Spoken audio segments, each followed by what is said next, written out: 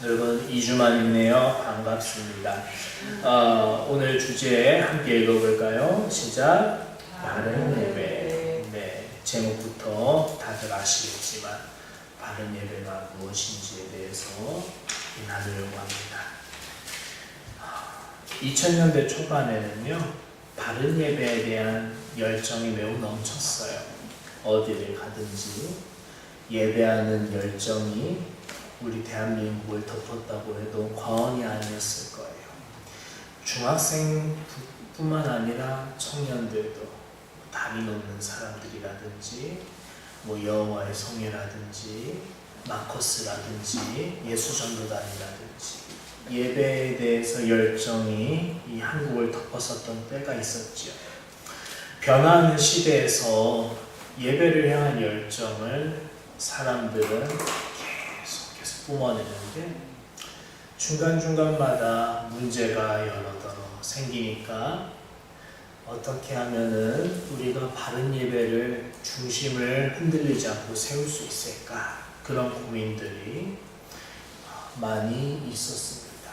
신학자들의 그런 노력들이 있었기 때문에 다행히도 한국교회는 길을 잃지 않았던 것 같아요.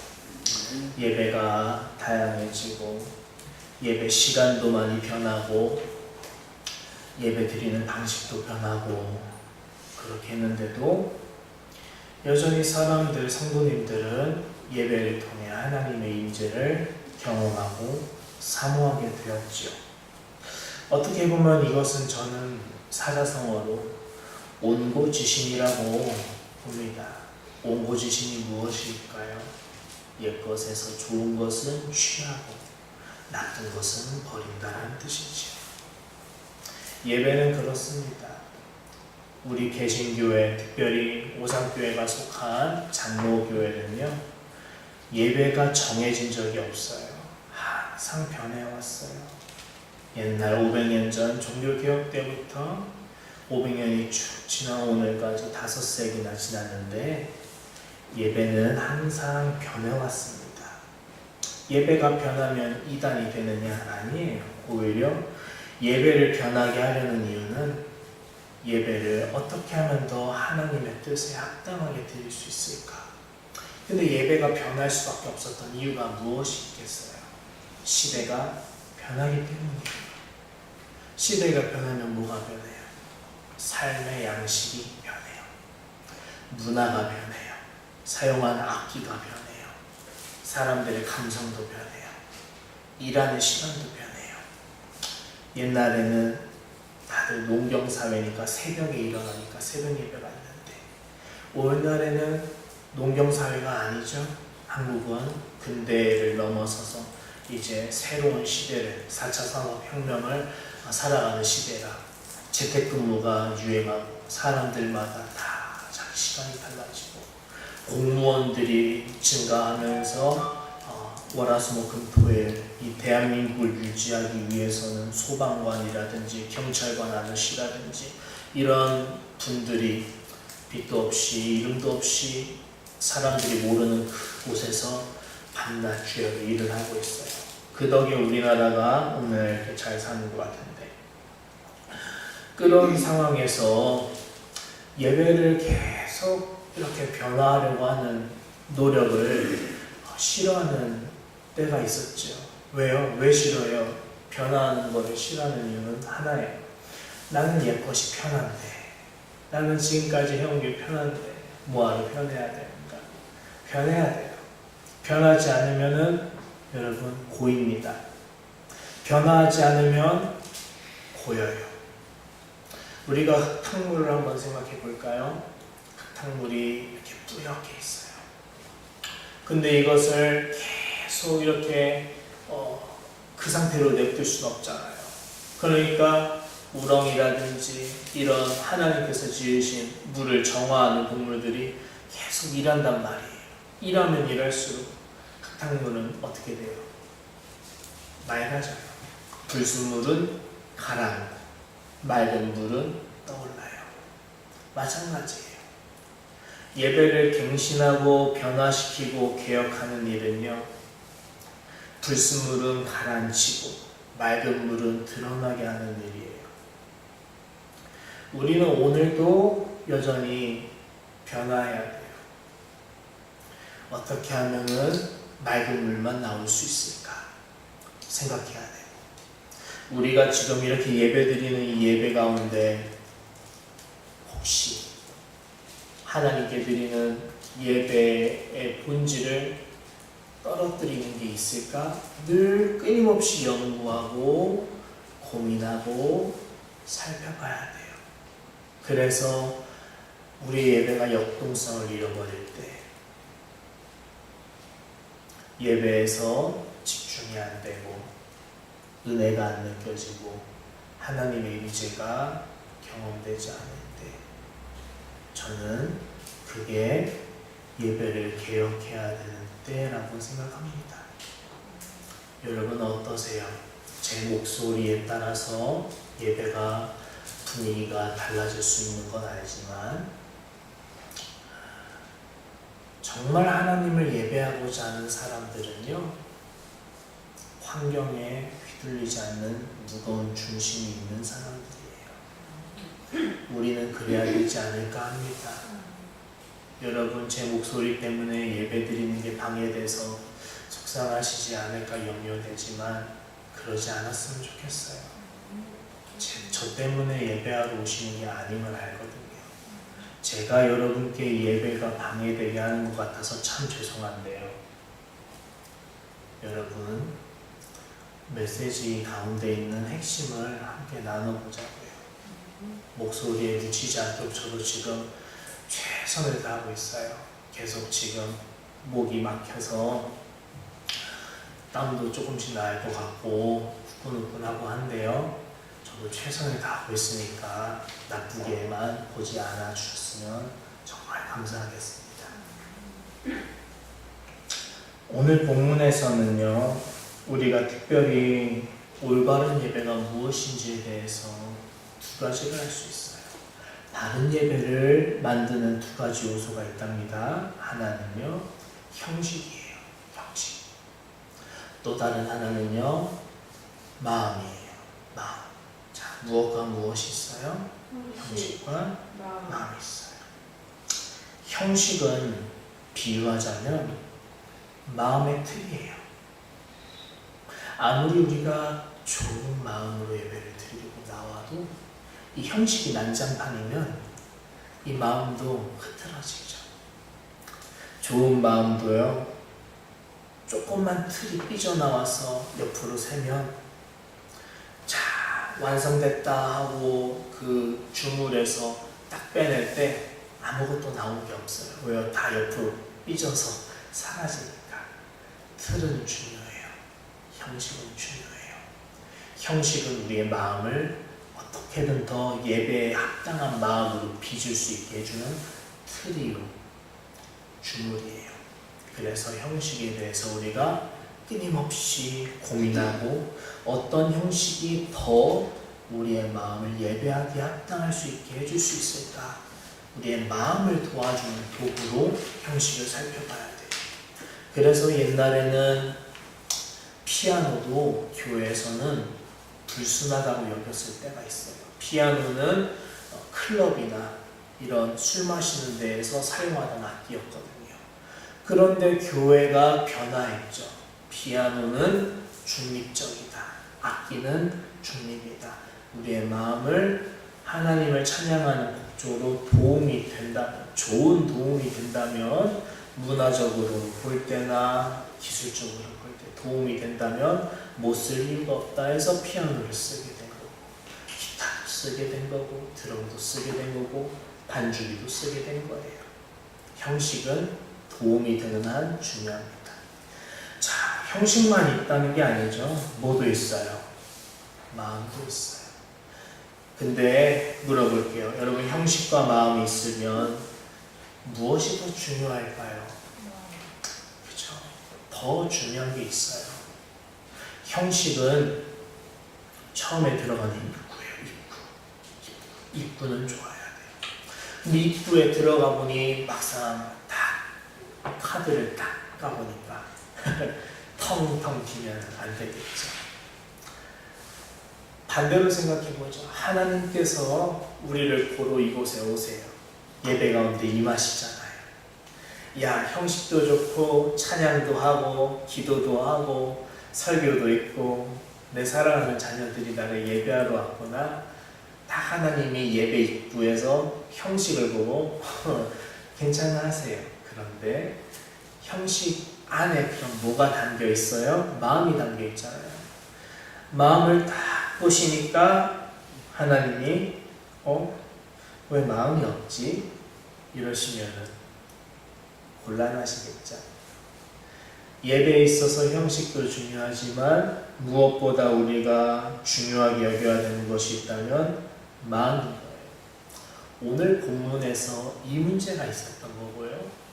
우리는 잘하고 있을까 생각하면 선줄로 알면 넘어질까 주의하라 라는 말씀에 의거해서 우리도 스스로 반성해야 될 게 있어요. 자, 오늘 말씀을 보면요, 본문 11절을 함께 읽어보겠습니다. 시작. 여호와께서 말씀하시되 너희의 무수한 재물이 내게 무엇이리까요? 나는 순양의 번제와 살진 짐승의 기름에 배불렀고 나는 수송아지나 어린 양이나 수정수의 피를 기뻐하지 아니하노라. 아멘. 이 사람들이 하나님께 예배를 드리는데 무차별적으로 드린 게 아니라 형식을 따라 드린 게 여기 발견되죠. 사람들이 어떤 형식을 드렸어요? 하나님께 제물의 형식을 드린 거예요. 제물의 형식. 그것을 대표적으로 말하는 단어가 여기 있어요. 후반에도 나오는데 피입니다. 피. 뭐라고요? 피요.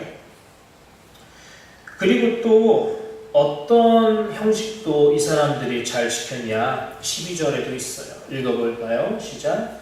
너희가 내 앞에 보이러 오니 이것을 누가 너에게 요구하였느냐? 내 마당만 밟을 뿐이니라. 하나님이 이렇게 물으시는 거예요. 반문하시는 거예요. 야, 내가 너한테 누가 이렇게 하라고 너희한테 했어? 자, 이런 말투는 어떨 때 쓰는 말투예요? 하지 말아야 될 것을 누가 했을 때. 야, 이거 하라고 누가 그랬어? 이 말은 뭐예요? 하지 말라는 거죠. 그런데 이게 모순인 게요. 너희가 내 앞에 보이러 오니 이것을 누가 너희에게 요구하느냐라고 말씀하실 때 누가 요구했냐? 하나님이 요구했어요. 이거 하나님이 하라고 하신 거예요. 너희가 내 앞에 보이러 오니 라는 말은요, 출애굽기 34장 23절에서 하나님이 명령하신 거예요. 볼게요. 너희 모든 남자는 매년 3번씩 주 여호와 이스라엘 하나님 앞에 보일지라. 그래서 보여드렸거든요. 그런데 하나님이 누가 이걸 너희한테 요구했어? 반문하시는 거예요. 자, 우리 입장에서 우리가 주일에 예배를 드리러 나왔어요. 근데 하나님이 임재하셔서 우리한테 책망하실 때 누가 이걸 너희한테 하라고 했어? 누가 이렇게 예배 드리라고 했어? 하면은 어이없을 거예요. 그렇지 않아요? 왜 어이가 없겠어요? 하라고 하는 대로 했는데 하나님께서 하라고 하신 대로 그대로 한 거거든요. 적절한 절차에 따라 성경에 기록한 대로 법대로 한 거예요. 우리 법대로 하는 거 좋아하는 사람들이 있어요. 그렇죠? 법을 조금만 어기면은 그건 불법이다 라는 사람들이 있어요. 예배도 마찬가지예요. 예배도 반드시 이렇게 해야만 해 라고 주장하는 사람들이 있어요. 자, 좋아요. 그렇게 하는 거 참 좋아요. 그런데 하나님이 이거 누가 이렇게 하라고 했어? 라고 하시면 우리는 고민할 거예요. 뭐가 문제일까? 그렇죠?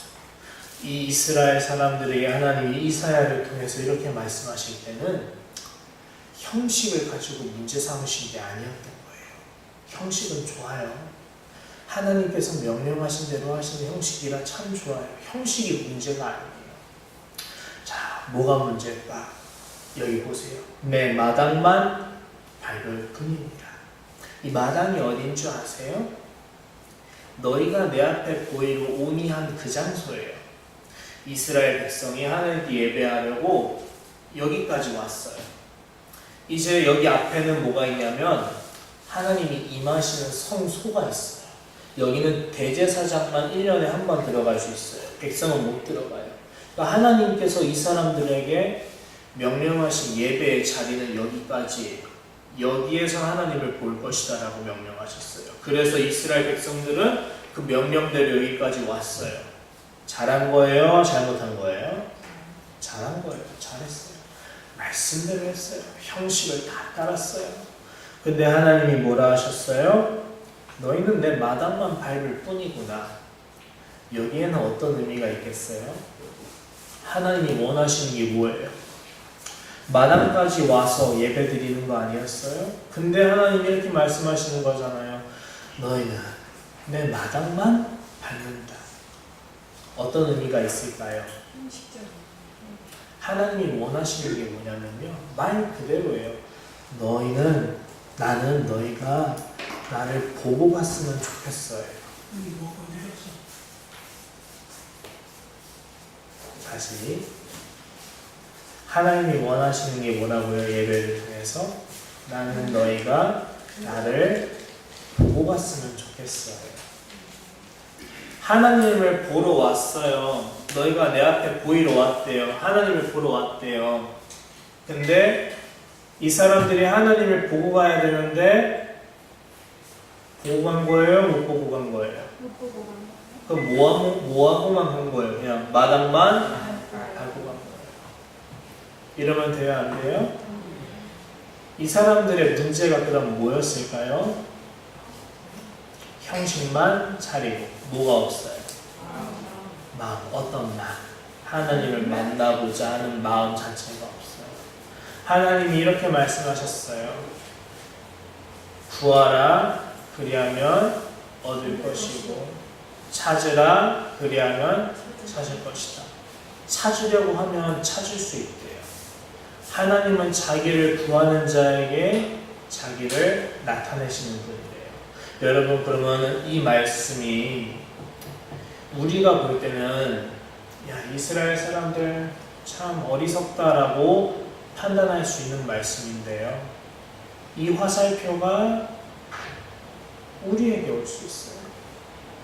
이 예배 시간을 한번 살펴보죠. 하나님의 임재가 느껴지는가? Yes or no. 하나님을 만나고자 하는 마음이 내 안에 오늘 가득한 채로 예배당에 나왔는가? Yes or no. 하나님을 만나고자 내가 예배드리러 나왔는가? 아니면 내 마음은 딴 데 있는가? Yes or no. 이거 묻는 거예요. 이해되시죠? 너무 무거운 문제 같아요. 너무 무거운 문제 같아요.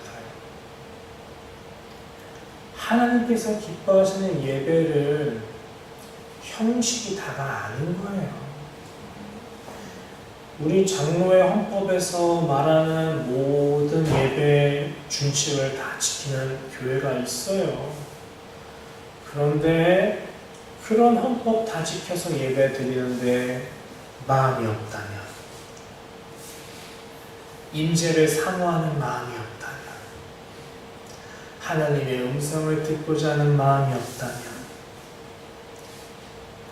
그것이 어떻게 찬양일 수 있고 어떻게 하나님의 설교가 하나님의 말씀일 수 있고 어떻게 기도가 하나님께서 받으시는 기도가 될 수 있을까?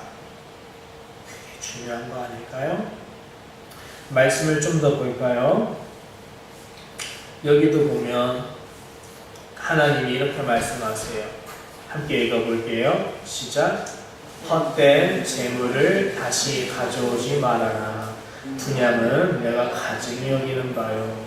월삭과 안식일과 대회로 모이는 것도 그러하니 성회와 아울러 악을 행하는 것을 내가 견디지 못하겠노라. 좀 더 나아갈게요. 하나님은 마음이 없는 예배도 받지 않지만 행함이 없는 예배도 받지 않으신다고 말씀하십니다. 하나님께서 받지 않는 예배 두 가지가 있어요. 하나 마음이 없는 예배, 또 하나 행함이 없는 예배. 행함이 왜 중요한 걸까? 행함으로 구원받는 건 아니잖아요. 근데 왜 행함을 요구하시는 걸까요? 행함은 증거이기 때문이에요. 야고보서에서도 보면 허탄한 사람아 행함 없는 믿음이 죽은 것임을 너가 왜 모르니? 너는 좋다. 넌 믿음이 있다라고 말해봐라. 나는 믿음이 없다라고 말하겠다. 난 믿음이 없다라고 말하는 대신에 나의 행함으로 나의 믿음을 보여주겠다. 하나님께서 원하시는 마음은 행함이 없을 수가 없어요. 내가 누군가에게 착하게 여기겠다라고 하면서 이 사람만 보면 나쁘게 행동하는데 이 사람이 나한테 믿을 수가 있겠어요? 모르겠죠? 가족끼리 서로 다퉜는데 미안해, 내가 다시 그러지 않을게 했는데 다음날 또 그러고 또 그러고 또 그러면 상대방이 그 사람 믿을 수 없죠. 사람 간의 관계에서도 이래요. 사람도 그래요. 사람도 신용을 엄청 중요하게 여기고요. 사람도 말만 믿지 않아요. 여러분 그렇지 않아요? 누가 말만 가지고 외상을 해줘요. 그 사람을 믿을 수 있으니까 외상을 해주고 믿을 수 있으니까 그 사람의 말을 들어주는 거예요. 믿을 수 있는 이유가 뭐예요? 내가 그 사람을 아니까. 뭘 알아요? 이 사람이 어떻게 살아왔는지, 이 사람이 어떤 사람인지, 이 사람이 말만 하는 사람인지 아니면 정말 신의가 있는 믿던 사람인지 사람도 알 수 있는데 하나님이 모르겠냐고요. 하나님은 더 잘 알죠. 전문가시죠. 하나님은 잘 아세요. 예배를 드리러 나온 우리가 말만 하나님께 예배를 하는 건지, 말만 하나님을 사랑한다, 하나님 만나고 싶다 하지만 정작 만나러 왔는데 마당만 밟고 돌아가는 건지, 아니면 하나님을 만날 때까지 여기에서 끈질기게 야곱처럼 기도하고 있는지 하나님은 아세요. 자, 우리의 마음이 얼마나 찔립니까? 지난 한 주간 우리가 한번 우리의 삶을 돌아보자고요. 얼마나 찔려요?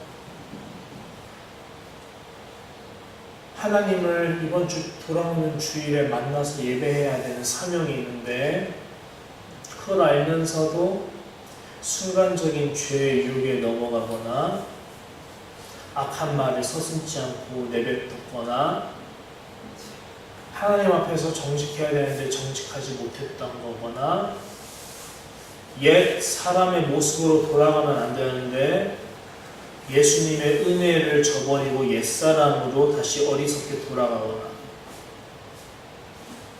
하나님은 주일에 우리를 만나려고 기다리시는데 하나님이랑 분명 지난주 주일에 약속을 했어요. 하나님 돌아오는 주일에 하나님을 다시 뵐게요. 약속을 했는데 하나님이 약속을 지키시죠. 근데 우리는요. 나의 월요일은 약속을 지키는 날인가? 나의 수요일은 약속을 지키는가? 나의 금요일은 약속을 지키는가? 한번 돌아보자고요. 약속을 지키지 않은 채 주일에 나와서 하나님을 찬양하면 하나님께 헌금을 드리며 하나님께 예배를 드리며 설교의 말씀을 들으며 하나님이 뭐라 하시느냐 이렇게 말씀하세요. 헛된 재물 가져오지 말아라. 다시는 가져오지 말아라. 보고 싶지 않아. 나는 그게 참 역겨워. 가증스러워. 난 너희가 예배 주일에 모이는 게 너무 싫어. 내가 견디지 못하겠어. 하나님은 주일을 좋아하시는 줄 알았는데 하나님이 주일 기피자가 되어버리시는 상황. 다 뭐 때문일까요? 형식은 있지만 마음이 없기 때문에 일어나는 일인 거예요. 이제 말씀을 조금씩 정리해야겠습니다. 어떻게 해야 될까가 중요하겠죠? 어떻게 해야 될까요? 간단해요. 하나님이 이렇게 말씀하세요. 자, 16절부터 읽어보겠습니다. 시작. 너희는 스스로 씻으며 스스로 깨끗하게 하여 내 목전에서 너희 악한 행실을 버리며 행악을 그치고 선행을 배우며 정의를 구하며 학대받는 자를 도와주며 고아를 위하여 신원하며 과부를 위하여 변호하라 하셨느니라. 아멘. 그래요. 하나님은 우리에게 명하시는 거예요. 따라할까요? 씻어야 한다. 네, 씻다라는 말은 깨끗하기 위해서 씻다라는 거예요. 그래서 스스로 씻어서 스스로 깨끗하게 하라라고 말씀하시죠. 그 다음 단어 보세요. 내 목전에서. 내 목전에서라는 말은 아까 나왔어요. 어디 있어요? 내 앞에 보이러 오니 할 때가 목전이에요. 하나님이 보시는 앞에서. 목전이라는 말은 한자죠. 눈 목자에 앞전자 써서 하나님이 보시는 앞이다 라는 뜻이에요. 하나님의 얼굴이 보고 있죠. 하나님께서 보시는 앞에서 라는 말은 예배 드리는 곳에서 라는 뜻이죠. 하나님을 예배하러 온 곳에서는 우리가 악한 행실을 손에 그대로 담아가지고 올 수 없어요. 우리의 손에 우상이 들려 있을 수 없어요. 우리의 손에 예수님의 보혈의 피 말고 다른 피를 가지고 오면 안 돼요. 예수님의 이름으로 기도하잖아요. 예수님의 이름으로 예배드리잖아요. 그런데 예수님의 이름으로 예배를 드리는데 우리는 또 다른 이름을 가지고 오잖아요. 세상의 이름이요. 우상의 이름이요. 세상의 악한 행위의 이름이요. 우리의 손에는 예수님의 보배로운 피만 들려 있어야 되는데 우리의 또 다른 손에는 세상의 피가 들려있단 말이에요. 두 마음을 품으면 안 돼요. 두 마음을 품은 채 예배 드릴 수가 없어요. 자, 그리고 나서 이렇게 말하죠. 선행을 배우며 정의를 구하라고 하는데 이 선행을 배우다 할 때 배우다라는 말은요. 훈련시키는 의미가 있어요. 특별히 어떤 이미지가 있냐? 소모는 막대기로 어린 소를 길들이기는 이런 의미가 담겨 있어요. 그러니까 선행을 배운다는 것은 성경 말씀 보면서 무엇이 선인가 라고 지식으로 배우는 걸 의미하는 게 아닌 거죠. 그것을 머리에 집어넣고 그것이 내 몸에서 이렇게 실천이 될 수 있을 때까지 익혀야 돼요. 옛날에 우리가 수학 익힘책이라는 책이 있었는데 기억하시나요? 저만 아나 보네요. 수학 익힘책이라는 게 있었어요. 별도. 우리 초등학생 아나요? 네, 수학책이 있고 그 수학책을 익히는 부록으로 수학 익힘책이 있어요. 왜 익힘이라고 하는지 아시겠죠? 거기 수학 익힘책은 뭐만 있어요? 원리가 없어요. 문제만 잔뜩 있단 말이에요. 똑같은 문제인데 숫자만 바꿔. 왜? 너가 익을 때까지 시킨다. 무서워요. 성경 말씀은 교육책이 아니라 익힘책 같은 거잖아요. 우리가 이 말씀을 읽고만 끝나는 게 아니라 내 손과 발과 생각과 마음에 익혀서 내 삶이 그렇게 살아낼 수 있을 때까지 읽어야 되는 책이 성경책이에요. 우리는 하나님 말씀에서 선행을 배우며 라는 이 말씀을 통해 기도가 다가 아니다라는 걸 알 수 있어요. 기도로 끝나면 안 돼요. 기도로만 새벽에 하나님 제가 오늘 새롭게 살겠습니다 라고 하는데 그러지 마세요.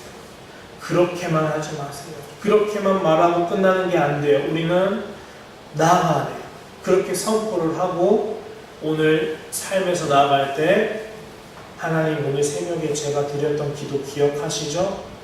그 기도를 실천할 상황을 주셔서 감사합니다. 제가 실천해 보겠습니다. 하셔야 돼요. 그러지 않으면 헛것이에요. 아셨죠? 또 뭐라 되어 있냐? 정의를 구하며라고 되어 있어요. 이 정의라는 미시파트라는 말인데요. 이 정의라는 말은 미시파트예요. 미를 빼봐요. 미는 몸으로부터 왔다라는 뜻이거든요. 미를 빼보세요. 뭐예요? 쉬파트죠. 근데 이 쉬파트라는 말, 즉 샤파트에서 왔는데 무엇이 옳은지 권위 있게 결정하다라는 뜻이에요. 결정하다. 권위를 가지고 결정한다. 그럼 하나님께서 옳다고 정하신 것으로부터 온 것이 정의의 뜻이에요. 그럼 정의는 무엇이냐 하니까 세상이 말하는 세상의 정의를 말하는 게 아니라 세상이 말하는 정의롭다의 그 정의가 아니라 하나님께서 보시기에 옳다고 결정하신 뜻 자체가 정의예요. 정의를 구하고라고 할 때 구하다라는 뜻은요, 다라시라는 뜻인데 다라시라는 말은 자주 드나들다라는 의미가 있어요. 자주 드나들다. 한 번만 정의를 구하는 것은 구하는 게 아니라는 거죠. 자주 드나들면서 눈도장 찍고 상대를 내가 다 익힐 때까지 계속 드나드는 것처럼 정의를 구한다는 것은 그것을 끊임없이 구하는 걸 의미하는 거예요. 주일 예배에서 설교를 듣는 것 그스로만 하나님의 말씀을 들었다라고 하는 사람들이 있어요. 많아요. 난 주일 예배 드렸으니까 이번 주는 하나님 말씀 다 들었다. 맞아요? 틀려요? 틀리죠. 틀리다고요. 주일에 듣는 설교는 차 시동 건 거예요. 차를 시동을 걸었어요. 불응 걸렸어요. 자, 가만히 있는 사람이 있어요? 아니, 엑셀을 밟아야 가죠. 엑셀을 밟아야 간다고. 목적지까지 가려면 시동을 켜고 가만히 있는 게 아니라 발을 밟고 가야 돼요. 주일에 듣는 설교는 시동을 켜는 것밖에는 안 돼요. 지지난주 설교 지금 완벽하게 기억하시는 분 있어요? 아무도 없어요. 신학교 가보세요. 수많은 전도사님들이 설교 챕터를 듣는데 어저께 한 챕터 기억나는 분도 찾기 어려운 거예요. 근데 예배라는 그래요. 설교에서 우리가 남는 것은 영적인 분위기가 남죠. 메시지는 내가 날마다 복습하지 않는 이상 기억나는 사람이 없단 말이에요. 사람은 그래요. 저도 그렇고 당연한 거예요. 그러니까 뭐 해야 돼요? 어제의 말씀은 어제 거예요. 말씀은 또 오늘 찾아야 된다고요. 내일 말씀은 내일 또 찾으셔야 돼요. 날마다 하나님의 말씀, 하나님의 뜻을 끊임없이 구해야 돼요. 한 번만 마당만 밟고 돌아가면 난 정의를 구했다라는 건 없어요. 정의는 하나님의 뜻은 한 번만으로 다 알 수 있을 정도로 작지 않거든요. 평생 날마다 하나님 말씀 보지 않으면 우리는 하나님으로부터 얼마든지 떨어질 수 있어요. 다시 붙어야 되지 않겠어요? 혹시 우리가 날마다 매일 성경 읽는 게 중단한 상태로 있다면 다시 오늘 말씀 듣고 도전받아서 내가 발걸음을 끊었구나. 내가 하나님 말씀 구하는 거를 한 번만 구하는 어리석은 일을 범했구나. 지금부터라도 날마다 구해야겠다. 하지 않아야겠어요? 그래야겠죠. 우리가 그랬으면 좋겠어요. 말씀을 맺도록 하겠습니다.